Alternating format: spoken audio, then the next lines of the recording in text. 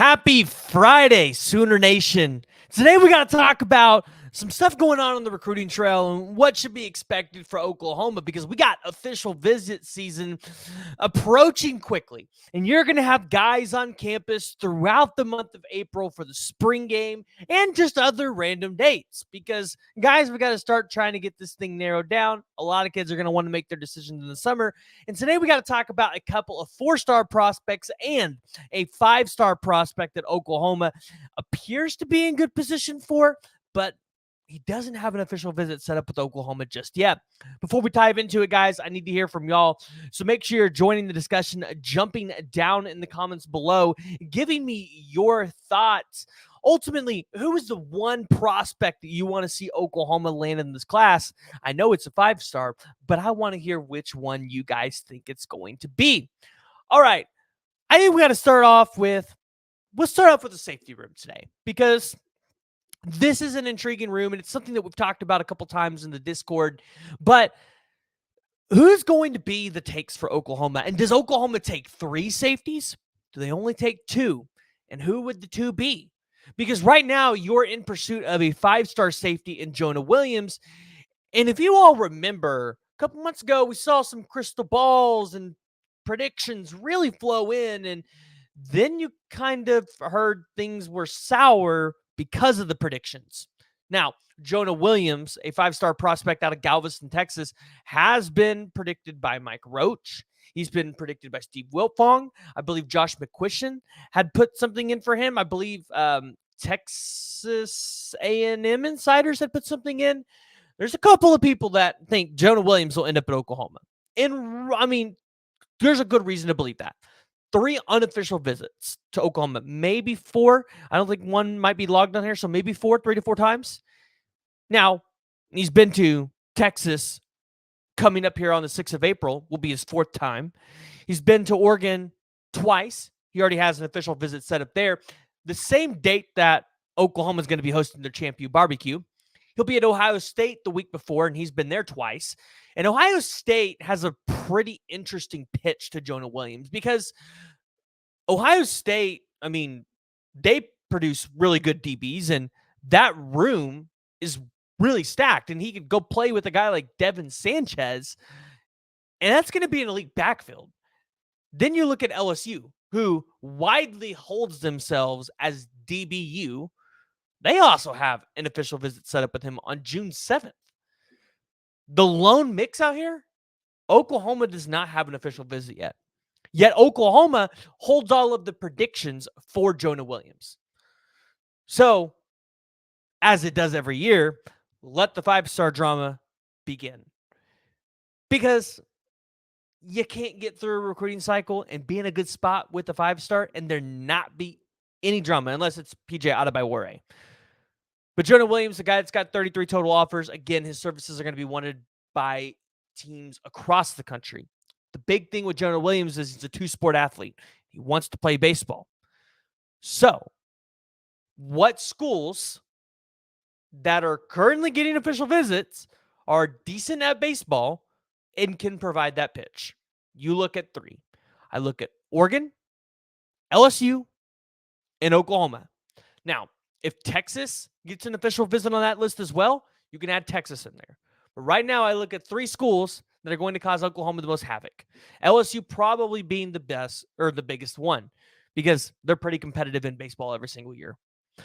But let's say we don't land Jonah Williams. What other options do you have as safeties? And we talked about Marion Robinson the other day, the 4-star safety. And I really like where Oklahoma sits in that recruitment. And I would bet he would be one of Oklahoma's next 3 commits. But let's take a look at Marcus Wimberly, the 6'1", 200-pound out of, and I believe it's pronounced Bauxite, Arkansas. Right now, he's the number 620th ranked player in the 247 composite rankings. Now, other sites are a little bit higher. Rivals has him as a 4-star. On3 has him as the 547th ranked player. So 247 is the lowest on him. But here's the deal about Marcus Wimberly. We know from past visits that he's enjoyed his time around the staff. He's enjoyed his time at Oklahoma. But he's going to be back in Norman on April 6th. But he's got a couple of OVs scheduled in June. Again, same thing with Jonah Williams. Oklahoma doesn't have one set up yet. My question is, are they going to try to get him on campus June 21st during the champion barbecue? We know that Marcus is in constant communication with the OU staff and Brandon Hall. Doesn't really have an exact date of when he's looking to wrap up his recruitment, but I think it'd be safe to say probably before the season. So sometime probably this summer, you'll see Marcus Wimberly wrap it up, probably after OV season, right? After he wraps up his OVs. But Marcus Wimberly is a guy that, although he's lower in the rankings, don't be fooled. Don't let star rankings fool you here, because Marcus Wimberly is talented. And if you get him and you pair him with Amarian Robinson, that's still a pretty good take. It's still a pretty good haul for Brandon Hall. Obviously, you would love to have the 5-star in there. And if you can get the 5-star and get the 2 4-star safeties, I feel like you are pretty good in that instance. Your safety room, you're probably feeling good going into 2026, where Brandon Hall might only have to recruit 1, maybe 2 guys. Oklahoma's doing just fine. Simple as that. I mean, you got Peyton Bowen back there. The future is going to be great at safety. Now, I did want to shift gears, though, and I wanted to look at the tight end room, because I think that's a room that we're all watching here in the spring. And so it's obviously a room that we all want to watch for the 2025 recruiting cycle. And some of the biggest names, Deshaun Brame, Lincoln Cure, Nate Roberts, shoot, even a guy like Chase Lofton, a lot of people are just now becoming familiar with, but he attended the Brent Venables camps. We've actually put up some film from him on that camp. A dude was straight burning guys. But Deshaun Brame is an interesting prospect, and he's a guy that you've seen a couple predictions flow into Oregon for, which makes you believe Oregon and Deshaun Brame might be a thing because, well, a guy by the name of Dan Lanning, who happens to be the head coach at Oregon, wants to recruit the Midwest well. Like, this is where he's from, right? So he wants to go out here and he wants to get one of the top tight end prospects in the country, but also one of the top players in the country overall. Deshaun Brame's ranked number 104th in the country. Currently, he has an OV set up to Ole Miss on April 12th, but then he's got one set up for Oregon on June 21st. So this was another guy that I was hoping you were going to get on campus for the Champion Barbecue, and it doesn't look like you're going to get him on campus for the Champion Barbecue. But you recently had him there. OU's gotten 4 or 5 visits. Kansas State, they're just, listen, they've racked up like 5 or 6 there.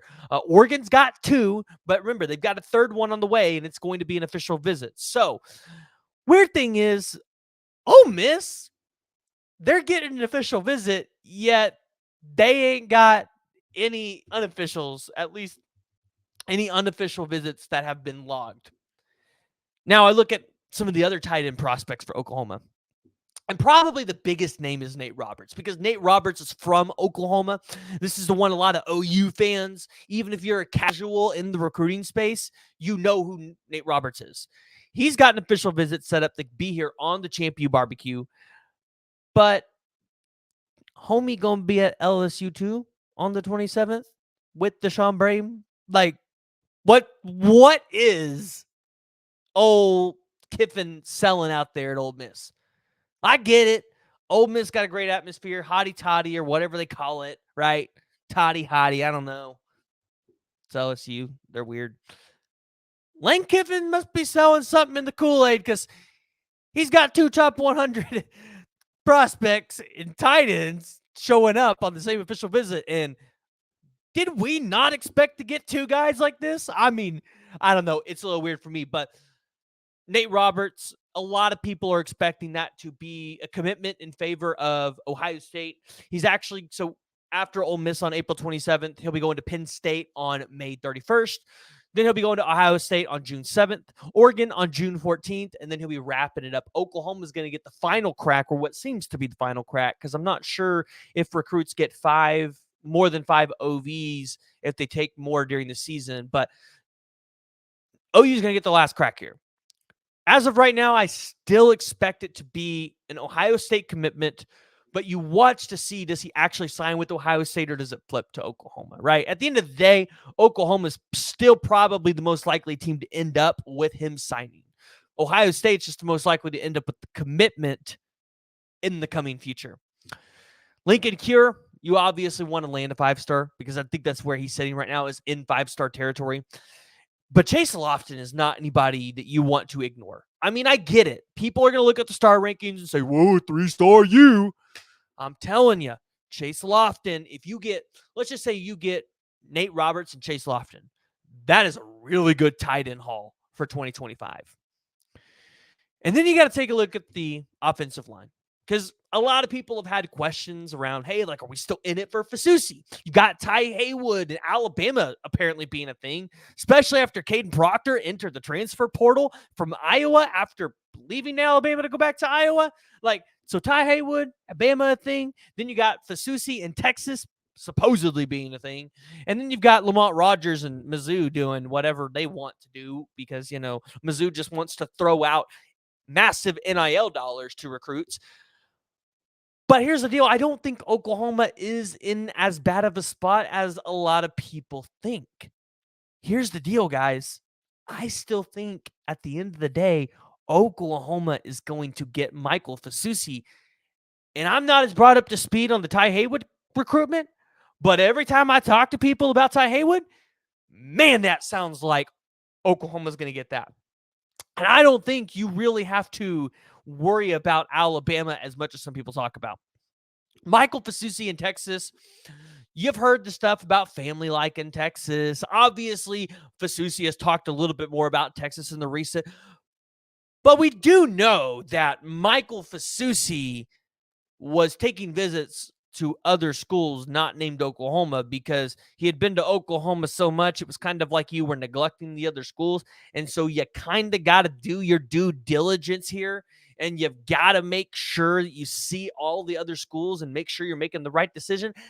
I feel like that's what Michael Fasusi's got to do here. So, yeah, if Michael Fasusi takes a couple visits to Texas or Missouri or Oregon, yeah, like those are schools that Oklahoma has had to go up against before. You've had a hard time with. But, I mean, Oklahoma's in a good spot. You got Jaden Hardy, Daniel Akankumi, all recruiting him. But let's just say you don't land Michael Fasusi, you just get Ty Haywood. You can get Ogumaru, who moved here from North Carolina, now at Elgin, Oklahoma. That's a prospect that 6'5", 290 pounds. A lot of people love. We'll have a different video out on him to talk about film and stuff and break that down. But guys, I'm not that worried, and I don't really think y'all should be either. I'm not backing off the Fasusi prediction. I think Fasusi could still be at Oklahoma. You guys have seen, we just had him here on the podcast. He still talks highly about Bill Bedenbaugh and what Bill Bedenbaugh has done for guys in the NFL and being able to get them paid. So that's going to be it for today, guys. I feel like we jam-packed a lot in there. It's Friday night. We got OU softball. Got March Madness. Hope your brackets aren't busted because I had Auburn in the Final Four. And ouch. Between John Calipari, man, I have bad thoughts about that guy right now. Between John Calipari and Auburn, my bracket ain't sitting too well. If you guys are in the Unfair Sports Discord, you guys are a part of the bracketology. So you guys will be able to see where I rank. A lot of you guys are probably above me. If you guys haven't already, make sure you hit that like and hit that subscribe button. Join the discussion. Jump down the comments below. Give me your thoughts. I want to hear about the one prospect you guys want Oklahoma to land. And hey, YouTube wants you guys to watch one of these two videos. So make sure you guys are tuning into those as well.